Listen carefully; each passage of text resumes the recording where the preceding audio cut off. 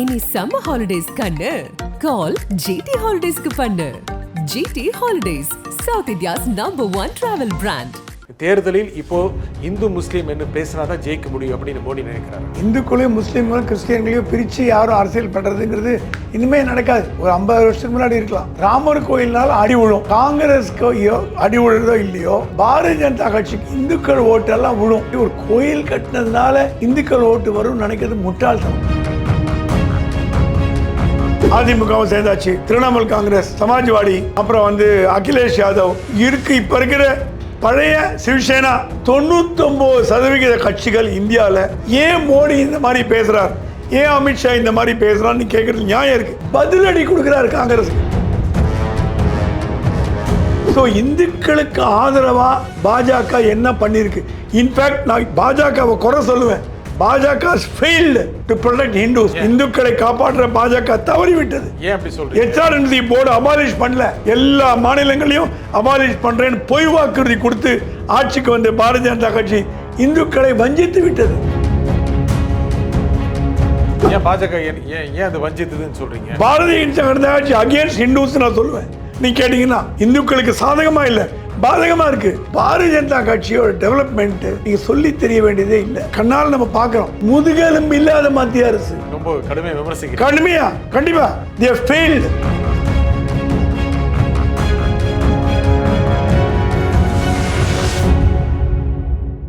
வணக்கம் ஆகாயம் நண்பர்களே. தேர்தல் பரப்புரையில் எது முக்கியத்துவம் பெறுகிறது?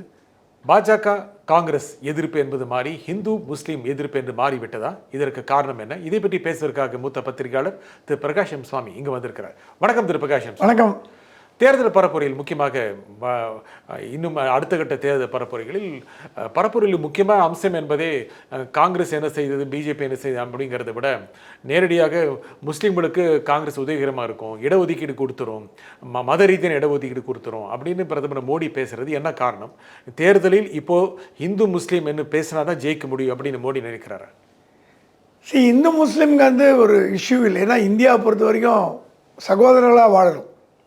இந்துக்களையும் முஸ்லீம்களும் கிறிஸ்டியன்களையும் பிரித்து யாரும் அரசியல் பண்ணுறதுங்கிறது இனிமேல் நடக்காது. ஒரு 50 வருஷத்துக்கு முன்னாடி இருக்கலாம். இப்போ எஜுகேட்டட் சொசைட்டியில் யாருமே யாரையும் விரோதியாக நடக்கிறது இல்லை. ஆனால் அரசியல்வாதிக்கு என்ன பண்ணுறாங்க?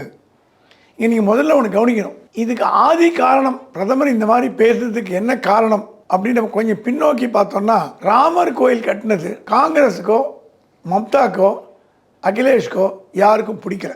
என்ன பயந்தாங்கன்னா, காங்கிரஸ்க்கு ராமர் கோயில்னால அடி விழும். காங்கிரஸ்க்கு அடி விழுறதோ இல்லையோ, பாரதிய ஜனதா கட்சிக்கு இந்துக்கள் ஓட்டெல்லாம் விழும். ஒரு கோயில் கட்டினதுனால இந்துக்கள் ஓட்டு வரும் நினைக்கிறது முட்டாள்தனம். நான் ஓட்டு போட்டேன்னா டெவலப்மெண்ட் பார்த்தா ஓட்டு போடுவேனே தவிர, ஒரு ராமர் கோயில் கட்டினார், கிருஷ்ணர் கோயில் கட்டினார், முருகர் கோயில் கட்டினார் அப்படி பார்த்தா தமிழ்நாட்டில் எவ்வளோ செட்டியார்கள் கோயில் கட்டிருக்காங்க. அவங்களாம் தேர்தலில் நின்னாங்களா?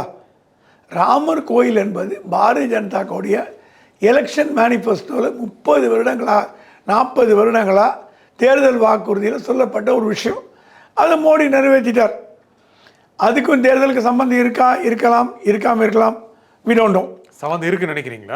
நான் என்ன சொல்கிறேன், ராமர் கோயில் கட்டணுங்கிறது பிஜேபியோட கொள்கை, அவங்க கட்சியோட கொள்கை. அது அந்த கட்சி கொள்கை அதை நிறைவேற்றினாங்க. ஏன்னா ராமர் கோயில்கள் ரொம்ப நாளாக ஒரு 500 வருடம் கட்டப்படாமல். இது பாரதிய ஜனதா இதை வச்சு பயன்படுறதோ இல்லையோ, காங்கிரஸ் பயப்பட துவங்கி இருக்கு. காங்கிரஸும் எதிர்கட்சிகளும் பயப்பட துவங்கி இருக்குங்கிறதுக்கு 2-3 காரணங்களை சொல்லலாம். என்ன சொல்கிறாங்க? இப்போது இஸ்லாமியர்களுக்கும் சிறுபான்மையினருக்கும் நாங்கள் ரிசர்வேஷன் கொண்டு வருவோம். ஐயா, அது இந்தியன் கான்ஸ்டியூஷனில், அம்பேத்கர் போட்ட கான்ஸ்டியூஷனில் கிடையாது. என்ன காரணம்னு சொல்கிறேன். ரிசர்வேஷன் யாருக்கு கொடுக்கணும்னு அம்பேத்கர் விரும்பினார்னா, தாழ்நிலையில் இருக்கிற மக்கள். அது எப்படி? ஜாதி வாரியாக ரிசர்வேஷன். பழங்குடியின மக்கள், ஷெட்யூல் காஸ்ட், ஷெட்யூல் ட்ரைப், அப்புறம் பிற்படுத்தப்பட்டர், எம்பிசி, ஓபிசி, அந்த மாதிரி லேயர். ஏன்னா அவங்கெல்லாம் வாழ்க்கையில் எந்த ஒரு சுகத்தையும் அனுபவிக்கலை. அவங்க கொடுமைப்படுத்தப்பட்டார்கள், வஞ்சிக்கப்பட்டார்கள். அவங்களுக்கு ஒரு வாழ்வாதாரமே இல்லை. அவங்கள தூக்கி விடணுங்கிற ஒரே நோக்கில் அம்பேத்கரும் நம்ம இந்தியாவோட சட்டத்திட்டங்களை உருவமைத்த பெரும் தலைவர்கள்லாம் கொண்டு வந்தது தான் ரிசர்வேஷன். அந்த ரிசர்வேஷன் என்பது ஒரு சின்ன உதாரணம் சொல்கிறேன். இப்போ ரிசர்வேஷன்னால் யாருக்கு லாபம்? அந்த கம்யூனிட்டி மக்களுக்கு லாபம். ஷெட்யூல் காஸ்ட், ஷெட்யூல் ட்ரைப், பழங்குடியின மக்கள், அவங்களுக்கு லாபம். இப்போ மற்றவர்களுக்கு அந்த லாபத்தை அனுபவிக்க முடியாது. ஏன்னா நான் ஷெட்யூல் காஸ்டாக ஷெட்யூல் ட்ரைபாக மாற முடியாது. நான் வந்து நாயுடுவா கிறிஸ்டியனா, நான் நாயுடுவா முதலியாரா மாற முடியாது.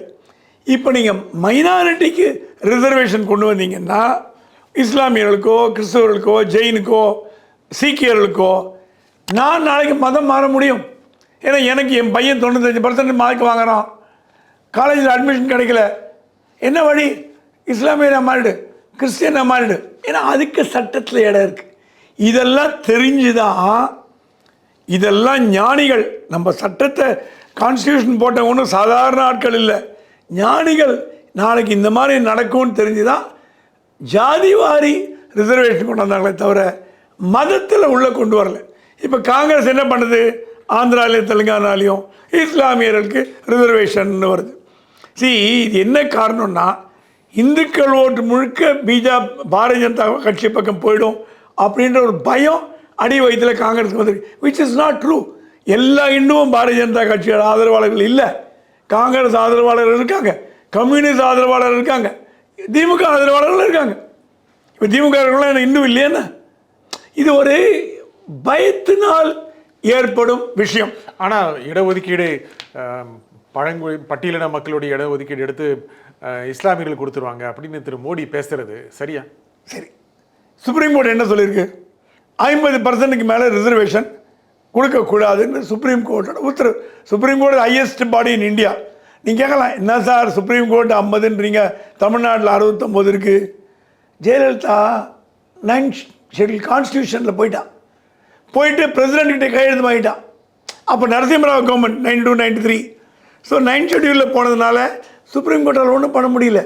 இப்போ நீங்கள் அந்த ஷெட்யூலை கொண்டு வந்து பிரசிடெண்ட்டை போனால் கையெழுத்து வராது.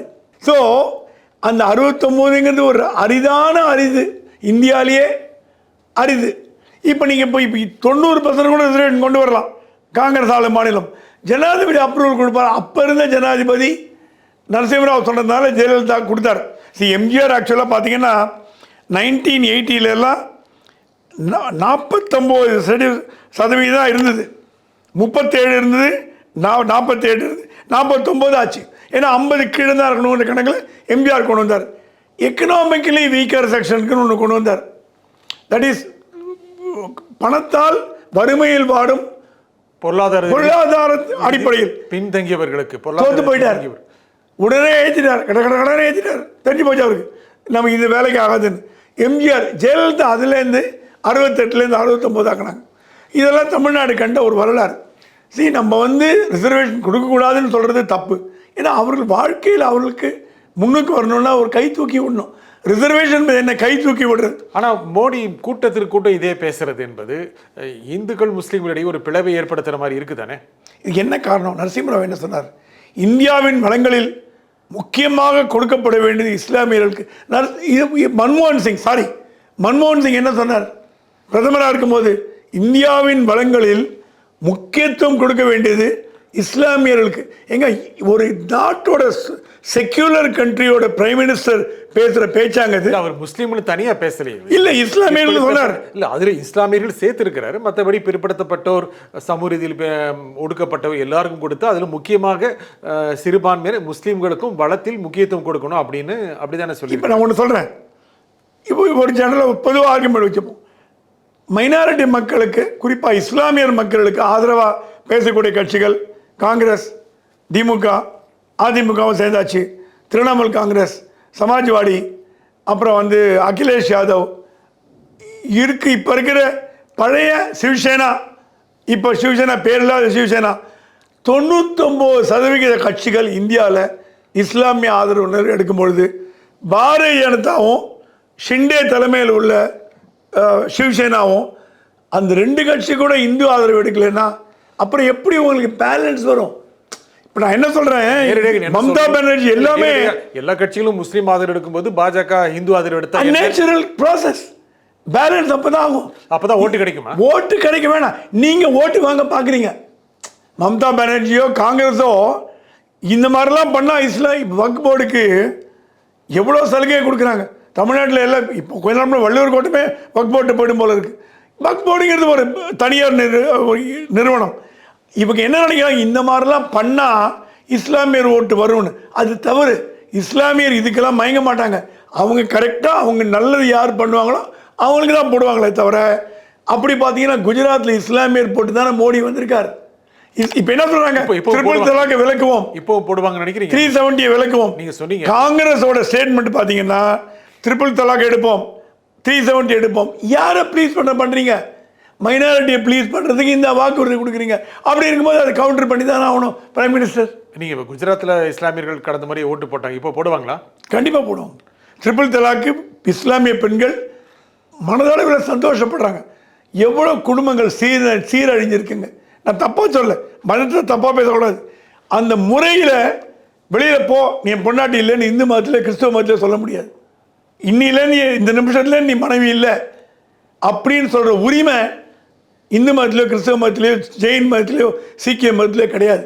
அந்த ஒரு மதத்தில் இருந்தது. அதனால் பாதிக்கப்பட்ட பெண்கள் கதறி அழுததுனால மோடி வந்து ட்ரிபிள் தலாக் அபாலிஷ் பண்ணார். இப்போ வந்து இது மத சுதந்திரம்னு வச்சிங்கன்னா இந்தியா ஒரு சுதந்திர. ட்ரிபிள் தலாக் சவுதி அரேபியாவில் கிடையாது, கத்தாரில் கிடையாது, துபாயில் கிடையாது, இந்தோனேஷியாவில் கிடையாது, எங்கேயுமே கிடையாது. இந்தியாவில் மட்டும்தான் அந்த சிஸ்டம். அது ஏன்னா இப்போது தீவிரவாத மதங்கிறது இந்து தீவிரவாதமும் இருக்குது, இஸ்லாமிய தீவிரவாதமும் இருக்குது, கிறிஸ்துவ தீவிரவாதமும் இருக்குது. மாட்ரேட் இந்துக்கள் இருக்காங்க நம்மள மாதிரி, இதை பற்றியும் கவலைப்பட. நமக்கு எல்லாரும் சகோதரர்கள். மாட்ரேட் கிறிஸ்டியன்ஸ் இருக்கான், மாட்ரேட் இஸ்லாமியர்கள் இருக்காங்க. இவங்க தான் மெஜாரிட்டி. நம்ம நாடாக இருக்கிறதுக்கு காரணம் 3 மதத்துலேயும் உள்ள மெஜாரிட்டி மாட்ரேட் பீப்புள். அவங்க உண்டு, வேலை உண்டு. ஏதோ கோயிலுக்கு போவோம், மசூதிக்கு போவோம், சர்ச்சுக்கு போவோம், நம்ம கடவுளை பார்த்துட்டு இருப்போம். இந்த போரெல்லாம் பண்ண மாட்டோம். ஒரு 10% எல்லா மதத்துலையும் இருக்காங்க. இவங்க என்ன நினைக்கிறாங்க, அந்த 10% 50% மாத்திராதான் நமக்கு ஓட்டு வரும். அதுக்கு இல்லாத பொல்லாத வாக்குறுதிகளை கொடுத்து உங்களுக்கு விழுத பண்ணுவேன், அதை பண்ணுவேன், ரிசர்வேஷன் கொடுப்பேன், மைனாரிட்டி கொடுப்பேன் அப்படின்னு பண்ணி அவங்கள நீங்கள் பின்தக்கிய ஆக்குறீங்க. இப்போ காஷ்மீரில் முக்கியமாக நீங்கள் சொல்ல வந்தீங்க, இந்த தேர்தல் அறிக்கையை பற்றி தான் இப்போ அதிக அளவுக்கு பேச்சு நடந்துட்டுருக்கு. 2014 தேர்தலின் போது திரு மோடியோட பேச்சுக்கும் 2019 பேச்சுக்கும் முக்கியமாக வளர்ச்சியை முக்கியமாக வைத்து பேசப்பட்டது 2014. 2019 தேசபக்தி முக்கியமாக இருந்தது. இப்போ 2024 மத ரீதியான பேச்சை முன் வச்சாதான் இனி ஓட்டு கிடைக்கும் அப்படின்னு பாஜக நினைக்குதா, மோடி நினைக்கிறாரா? அந்த அளவுக்கு தள்ளப்பட்டு விட்டாரா? இந்த நெரேட்டிவ் ஆரம்பிச்சது யார்? மோடி இல்லை. மோடி எங்கேயாவது இந்த நெரேட்டிவ் ஆரம்பித்து இந்துக்களே எனக்கு ஓட்டு போடு. இப்போ ஒரு சின்ன உதாரணம் கொடுக்குறேங்க. சென்னையில் சாந்தோமில் archbishop of Madras Mylapore Anthony Samy அவர் மேலே எலெக்ஷன் கமிஷன் புகார் கொடுத்துருக்காங்க. கிறிஸ்தவர்கள்லாம் பிஜேபிக்கு ஓட்டு போடக்கூடாது அப்படின்னு ஓப்பனாக ஆர்டிக்கல் எழுதி சர்க்குலேட் பண்ணதான் புகார். நமக்கு உண்மை தெரியாது, புகார் கொடுக்கப்பட்டிருக்கு. அந்த மாதிரி சங்கராச்சாரியர் பண்ண சும்மா விடுவீங்களா? நீங்கள் போராட்டம் பண்ணுவீங்கள்ல, காஞ்சி மடத்துக்கு எதிராக உண்ணாவிரதம் இருப்பீங்கள்ல, உருவபொம்மை எடுப்பீங்கள்ல. இஸ்லாமியருக்கு ஒரு ரூலு, கிறிஸ்தவர்களுக்கு ஒரு ரூலு, இந்துக்களுக்கு ஒரு ரூலு. அப்போ இது இந்தியா என்ன ஒரு செக்குலர் கண்ட்ரி? கேட்பாங்களா மாட்டாங்களா? இப்போ அந்தோணி சாமி பண்ணது தப்பா ரைட்டாங்கிறத பற்றி நான் கேட்கல. அந்தோணி சாமி மாதிரி எவ்வளோ பாதிரியார்கள் பாஜகவுக்கு ஓட்டு போடக்கூடாதுன்னு டிக்கா இஸ்லாமியர் தான் இது நடக்கும். ஏன்னா எல்லா தொழுகையும் போது சொல்லுவாங்க பிஜேபி ஓட்டு போடாதீங்க, வெள்ளிக்கிழமை தொழுகை. அது மத சுதந்திரம், நம்ம திரட முடியாது. மத குருமார்கள் பேச்சு கேட்பாங்க. ஆனால் இந்துக்களில் வந்து ஒரு சாமியார் ஏதாவது ஒரு பேச்சு பேசினான்னா அதை பூகம்பமாக கலப்புறதுக்கு வீரமணியும் திருமாவளவனும் கொதிச்சு எழுந்து பொங்கி எழுகிறவங்க. கிறிஸ்துவர் பாதிரியார் சொன்னாலோ இஸ்லாமிய தலைவர் சொன்னாலோ கப்சிப்புன்னு இருக்கீங்களே, அது என்ன செக்குலரிசம்? இதெல்லாம் இந்து பார்க்காமையா இருக்கா? இந்து இதெல்லாம் கவனிக்காமையா இருக்கா? நீங்கள் இந்த மாதிரி பண்ணுறதுனால தான் பாஜகனால இந்து கன்சாலிடேஷனை ஓட்ஸ் வரப்போகிறது இல்லை, நீங்கள் உருவாக்குறீங்க. உங்களோட செயல்களால் காங்கிரஸோ திமுகவோ விசிகாவோ திராவிட கழகமோ நீங்கள் வந்து இந்துக்கள் நினைக்கும் இப்படியே போச்சுன்னா நம்ம ஃப்யூச்சர் எல்லாம் போயிடும்பா, ஒன்றா சேருவோம், நீ எல்லாரும் கூப்பிடு எல்லாம் ஒன்றா சேரு. நம்ம யார் கன்சாலிடேஷன் பண்ணுறது? நீங்கள் பாஜக இல்லை. இல்லை, முக்கியமாக நீங்கள் சொன்னீங்க இந்த மாதிரியான பேச்சை உருவாக்குனதே யார் அப்படின்னு கேட்டீங்க. எதிர்க்கட்சிகள் தானே, காங்கிரஸ் தானே அப்படின்னு தான் நீங்கள் சொல்ல வந்தீங்க. காங்கிரஸோட தேர்தல் அறிக்கையில் முக்கியமாக யாரிடம் சொத்து போய் சேர்க்கிறது, அதிக அளவுக்கான நாட்டினுடைய மொத்த வளங்கள் யாரிடம் இருக்கின்றன, யார் அதிக அளவுக்கான பணக்காரர் இருக்காங்க, எத்தனை கோடீஸ்வரர்கிட்ட பெருங்கோடீஸ்வரர்கிட்ட இருக்கு, பல லட்சாதிபதி உருவாக்குவோம், பல லட்சம் பேர்களை கோடீஸ்வரராக்குவோம் அப்படின்னும் காங்கிரஸ் சொல்கிறாங்க. இதை பற்றின பேச்சு எதிர்வினையெல்லாம் மோடி ஏன் ஆட்டுறதில்ல? நான் ஒன்று கேட்குறேன். காங்கிரஸ் சோஷியலிசம் நோக்கி போகிறது. இந்த சோஷியலிசத்தை உடைச்சது யார் தெரியுமா? உங்கள் காங்கிரஸ் பிரதமர் நரசிம்மராவ். ஓப்பன் மார்க்கெட் எக்கானமி திறந்து விட்டார். எல்லாம் வாங்க பிஸ்னஸ் பண்ணுங்க. இந்தியாவை ஒரு வளர்ச்சி நாடாக ஆக்கின பெருமை காங்கிரஸுக்கு தான் போய் சேரும், பிஜேபி இல்லை. அது தொடக்கி வச்சது ராஜீவ்காந்தி. ஓரளவுக்கு டெலிகாமில் ஓப்பன் பண்ணார். முழு வீச்சில் பண்ணது நரசிம்மராவும் மன்மோகன் சிங் தான். இப்போ நீங்கள் கற்காலத்துக்கு போகிறீங்களா? அப்போது அது எல்லாத்தையும் விட்டுட்டு சொத்துக்கள்லாம் கொடுக்குறோம். சரி, நான் ஒன்று கேட்குறேன். சுதந்திரம் அடைஞ்ச பிறகு இந்தியாவோட சொத்துக்கள் வந்தது. சரி, வெள்ளைக்காரன் கிறிஸ்டியன். இப்போ கிறிஸ்டியன்ஸ்லாம் சேர்ந்து எங்கள் வெள்ளைக்காரன் ஆனாம்பா, என் சொத்து அது, கவர்மெண்ட் ப்ராப்பர்ட்டிலாம் கொடு கேட்டால் கொடுப்பீங்களா? சரி, அடுத்தது இந்தியா வாஸ் ரூல்டு பை இஸ்லாமியர்கள். இஸ்லாமிய படையெடுப்பு ஒரு 10,000 வருஷம் ஆனாங்க. இஸ்லாமியர்கள் இந்த நாடெல்லாம் எங்களோடது அப்படின்னு கிட்ட கொடுத்துருவீங்களா? என்ன பேச்சு காங்கிரஸ் பேசுது? ஓட்டு வரணுங்கிறதுக்காக நீங்கள் போட்டி போகிறது 100-200 சீட்டு மெஜாரிட்டி வர போகிறது இல்லை. 3வது இடத்துக்கு தள்ளப்பட போகிறீங்க. எதிர்கட்சியாக வரத்துக்கு கூட வாய்ப்பு இருக்க போகிறது இல்லை. இது மக்களை குழப்பி நாட்டை நாசம் பண்ணுறதுக்கான ஒற்றுமையாக இருக்கிற மக்களை குலைக்கிறதே காங்கிரஸ் தான். பாஜக மத துவேஷம் பார்க்கறது இல்லை. பார்த்ததுன்னா குஜராத்தில் அடி விழும், மோடி தோத்து போடுவார். ஆர்எஸ்எஸ் மாறிட்டு வருது. முஸ்லீம் ராஷ்ட்ரிய சங்கன்னு ஒன்று வச்சிருக்கு. ஸோ பாஜக கற்காலத்தை நோக்கி போகிறதா சொல்கிறது தப்பு. அவங்க இப்போ பாஜக இந்து கட்சின்னு சொல்கிறது இல்லை. அவங்க ஒரு மாடர்ன் பார்ட்டி ஆகிட்டாங்க. எல்லா கட்சியும் எல்லாம் இருக்காங்க. ஆனால் நீங்கள் தான் பாஜக இந்து கட்சின்னு கண்டு பயந்து மைனாரிட்டி ஓட் பேங்க் ஓசரம் மைனாரிட்டிக்கு என்னென்ன அப்பீஸ்மெண்ட் பண்ண முடியுமோ அத்தனை அப்பீஸ்மெண்ட்டை கொடுத்து அவங்கள விலைக்கு வாங்கணும்னு நினைக்கிறீங்க. ஆனால் அது நடக்காது. ஏன்னா மைனாரிட்டிலாம் உங்களோட போலி பேச்சுக்கும் உங்களோட இந்த மாதிரி மாயாஜாலங்களுக்கு பயங்கரவங்க இல்லை. எல்லாம் நல்ல விஷயம் தெரிஞ்சவங்க. அவங்க நலன் யாரோ அதுக்கு ஓட்டு போடுவாங்க. அது மோடியாக இருந்தாலும் ஓட்டு போடுவாங்க அப்படின்னு தான் என்னோட கருத்து. முக்கியமாக இப்போ நடந்து முடிந்த 2 கட்ட மக்களவை தேர்தல் இன்னும் கூட வரப்போகின்ற இதெல்லாம் மத்திய அரசுக்கு உளவுத்துறை மூலமாக கிடைச்சிருக்கு. பெரும்பான்மை கிடைக்க போகிறதில்ல, 270 சந்தேகம். இதெல்லாமே பாஜக தலைமைக்கு மோடிக்கு தெரிஞ்சதுனால தான் இனி இந்து முஸ்லீம் அம்சங்களை முன்வைத்தால் சீட்டுகளை அழலாம் அப்படிங்கிற ஒரு நிலைப்பாட்டை எடுத்திருக்காங்க. அப்படிங்கிறது சரியா தப்பா? உளவுத்துறையா உதவாதத்துறையான்னு தெரியல. இது பேசப்படுறது எவ்வளோ உண்மைன்னு தெரியல. என்னை பொறுத்த வரைக்கும் எனக்கு என்ன வந்ததுன்னா 350 சீட் ஈஸியாக வரும், அதனால தான் கான்ஃபிடென்ட்டாக பேசுகிறான்னு சொல்லலாம். எல்லாமே யூகங்கள் அடிப்படையில் பேசப்படுகின்றன. மதத்தை வச்சு ஓட்டு வாங்கணுங்கிற எண்ணம் பாஜகவுக்கு இருந்ததுன்னா அவங்க இதுக்கு முன்னாடியோ இதுக்கு முன்னாடி தேர்தல்களில் எவ்வளோ பண்ணியிருக்கலாம். டெவலப்மெண்ட் ஓரியன்டாக போனாங்க. இப்போ நடக்கிறது நீங்கள் இங்கே கேட்குற கேள்வியோட அர்த்தம் புரியுறது. ஏன் மோடி இந்த மாதிரி பேசுகிறார், ஏன் அமித்ஷா இந்த மாதிரி பேசுகிறான்னு கேட்குறது நியாயம் இருக்குது. பதிலடி கொடுக்குறாரு காங்கிரஸுக்கு. Is giving a reply to Congress agenda. இப்போ பார்த்தீங்கன்னா கர்நாடகாவில் ஷரியத்தில் தான் இருக்குது. தப்பாக எடுத்துக்காதீங்க, ஷரியத்தில் தான் இருக்குது. கொஞ்சம் கொஞ்சமாக கர்நாடகா ஷரியத்தில் பண்ணிட்டாங்க. ரிசர்வேஷன் எல்லாம் வந்தாச்சு. அது அப்கோர்ஸ் சுப்ரீம் கோர்ட்டில் சேலஞ்ச் பண்ணுறாங்க, பிஹெச்பி பண்ணுறாங்க, ஆர்எஸ்எஸ் பண்ணுறாங்க, பிஜேபி பண்ணுறாங்க, எல்லாம் பண்ணுறாங்க. ஆனால் கர்நாடகாவில் ஷரியத்தில் நோக்கி போயிட்டுருக்காங்க. என்ன காரணம்னா அவங்க ஆட்சியை தக்க வைக்கிறதுக்கு வேறு வழி இல்லை அவங்களுக்கு. ஆனால் இது என்ன ஆகும்னா பேக் ஃபயர் ஆகும். இந்து யூனிட்டிலாம் ஒன்றா சேர்ந்துடும். என்னடா இந்த மாதிரி பண்ணுறாங்க, நம்ம ஏன் காங்கிரஸுக்கு ஓட்டு போடணும்? உங்களுக்கு வர வேண்டிய காங்கிரஸ் ஓட்டும் வராமல் போயிடும், இந்து ஓட்டும் வராமல் போயிடும். காங்கிரஸுக்கு வர வேண்டிய இந்து ஓட்டு வராமல் போச்சுன்னா பாதிக்கப்படுறது நீங்கள் தான். மோடி ஸ்விப் பண்ணிட்டு போயிடுவார். ஸோ மோடி இந்து அப்பீஸ்மெண்ட் என்ன பண்ணான்னு ஒன்று சொல்லுங்கள். இப்போ இந்துக்கள் கல்லூரி திறக்க முடியாது, எஜுகேஷன் இன்ஸ்டியூட் திறக்க முடியாது, ஆஸ்பத்திரி திறக்க முடியாது, பள்ளிக்கூடம் திறக்க முடியாது.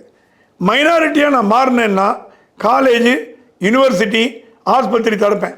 அங்கே ரிசர்வேஷனே கிடையாது. எஸ்சி எஸ்டி ரிசர்வேஷன் கிடையாது, ஷெட்யூல் காஸ்ட் ரிசர்வேஷன் கிடையாது, ஷெட்யூல் ட்ரைப் ரிசர்வேஷன் கிடையாது. பொங்கி எழுறாங்களே சமூக போராளிகள் எங்கே போயிட்டாங்க?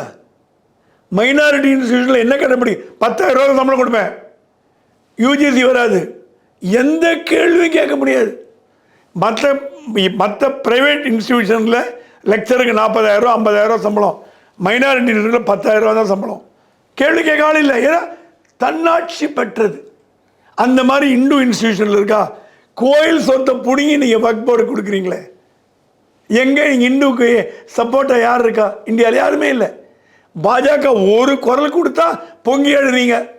ஆனால் இந்துக்களோட நிலங்கள்லாம் ஆக்கிரமிக்கப்படுறது, இந்துக்கள் கோயிலெலாம் ஒரு வக்ஃப் போர்டு ப்ராப்பர்ட்டி ஆக்கிரமிக்கப்படுமா? ஒரு சர்ச்சை எடுக்க முடியுமா? ஒரு குருத்வாரா எடுக்க முடியுமா?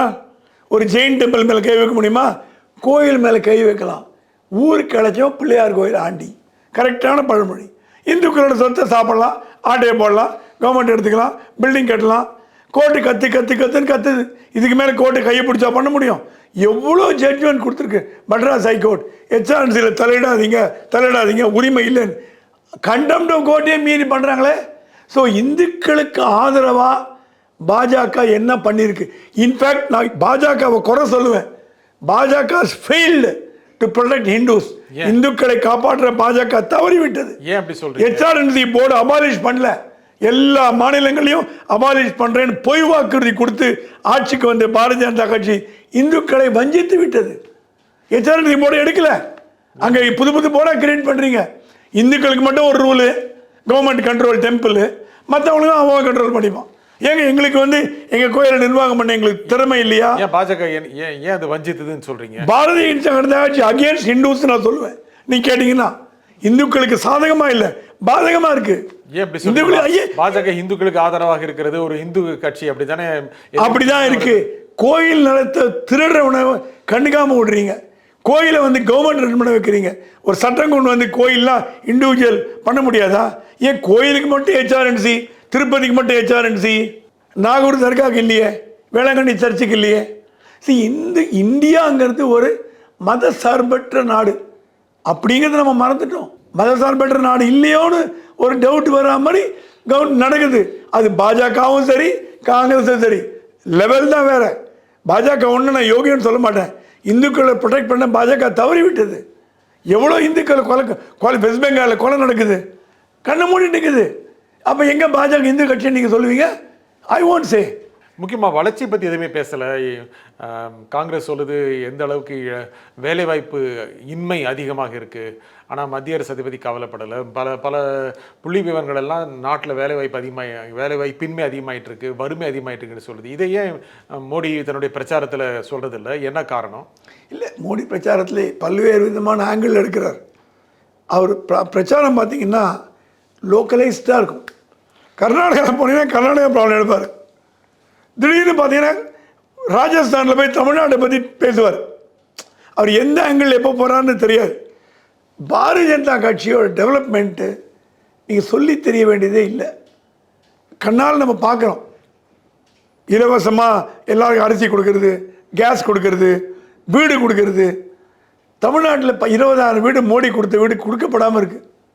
வந்ததுன்னா அவங்க மோடிக்கு ஓட்டு போடுவாங்கன்ற பயம் இல்லை. அது முழுக்க மத்திய அரசுடைய நிதி மட்டும். மத்திய அரசு நிதி பெரும்பங்கு இருந்தால் கூட ஏன் ஒன்றும் கொடுக்காம இருக்கீங்க? மயிலாப்பூர்லேயே 2,000 வீடு இருக்கேன், 10,000 வீடு தமிழ்நாட்டில் இருக்கேன். இதை கேட்க தவறிவிட்டது மத்திய அரசு. முதுகெலும்பு இல்லாத மத்திய அரசு. ரொம்ப கடுமையாக விமர்சிக்கிறேன். கண்டிப்பா they have failed. உங்க திட்டத்தை பயன்படுத்த பயனாளிகளுக்கு கொடுக்க விடாம ஒரு மாநில அரசு இருக்கும்போது நீங்க வேடிக்கை பார்த்தீங்கன்னா நீங்க ஸ்ட்ராங் கவர்மெண்ட் நான் சொல்லுவேன். நோ. ஏன் அப்படி இருந்தாங்க? I'm a journalist. I'm not a party man. ஏன் அப்படி இருக்காங்க? அதுதான் எனக்கு புரியல. நீங்க என்னவோ சொல்றீங்க பாரதிய ஜனதா கட்சி இந்துக்களுக்கு ஆதரவான கட்சின்னு. கோயில் நடலாம் கொள்ளடிக்குது, பாஜக கண்டுக்கலையே. பாஜகவும் கண்டுக்கல, காங்கிரஸும் கண்டுக்கல. அப்போ இந்துக்கள் சவரப்பிள்ளைகளா, அனாதைகளா? எந்த அரசியல் கட்சியும் ஆதரவு இல்லையா? இந்துக்களுக்குன்னு கட்சி கிடையாதா? இதுதான் கேள்வி.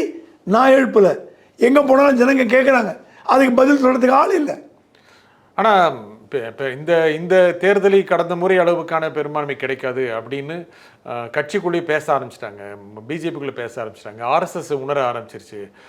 அதுக்கான ஒரு வேளை பெரும்பான்மை குறைந்தால் என்ன நடவடிக்கை எடுக்கணும் அப்படிங்கிறதுக்கு தயாராகிட்டாங்க. இது உங்களுக்கு தெரிஞ்சிருக்குல்ல? இல்லை, அப்படி பிஜேபிக்கு 250 270 சீட் வந்ததுன்னா காங்கிரஸுக்கு 40 சீட் வரும், 30 சீட் வரும், சமாஜ்வாடிக்கு ஒரு 20 சீட் வரும், திமுகவுக்கு ஒரு 15 சீட் வரும்.